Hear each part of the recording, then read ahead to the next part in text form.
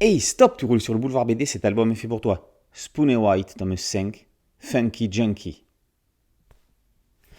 Mis à mal par un groupe d'Afro-Américains qu'il a malencontreusement blessé dans leur amour-propre, Bruce Ali voit son salut en l'arrivée imprévue d'une patrouille de police qui est composée de ses amis Spoon et White. L'indique transporte une mystérieuse valise qu'il doit remettre à Harry Khan, un collègue à eux chouchou du commissaire. Les deux flics vont le faire pour lui. C'est cela, oui. La valise ne s'ouvre pas et Spoon a bien envie de la garder. Sauf qu'il se la fait chaparder en l'oubliant dans sa voiture devant chez lui. Apparemment, l'attaché case est bien convoitée, notamment par un sénateur qui voudrait bien la retrouver avant tout le monde. Spoon et White, les bad cops, bad pour mauvais, pas pour méchants, nous emmènent au cœur des tourments de la police et des gangsters de la ville américaine.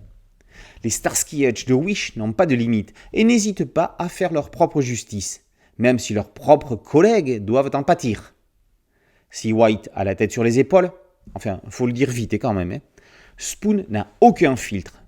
Ce kidulte, fan de Disney et des peluches de cet univers, joue avec son Magnum comme un bambin avec ses Playmobil.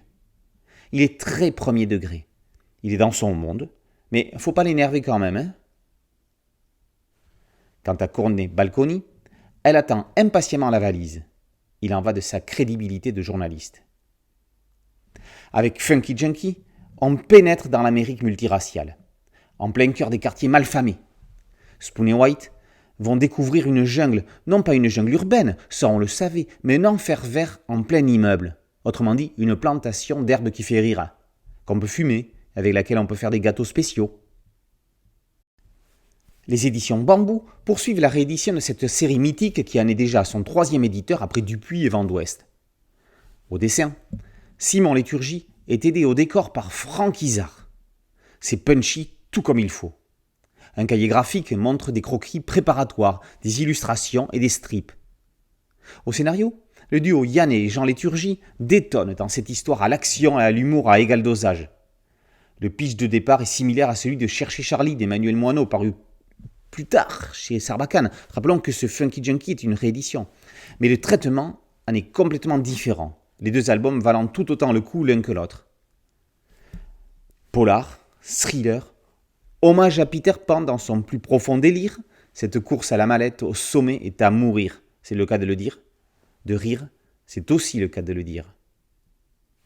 Spoon et White, tome 5, Funky Junkie, par Léturgie, Yann et Isa, est paru aux éditions Bambou. Boulevard BD, c'est un podcast audio, une chaîne YouTube et un site dédié. Merci de liker, de partager et de vous abonner. A très bientôt sur Boulevard BD. Ciao.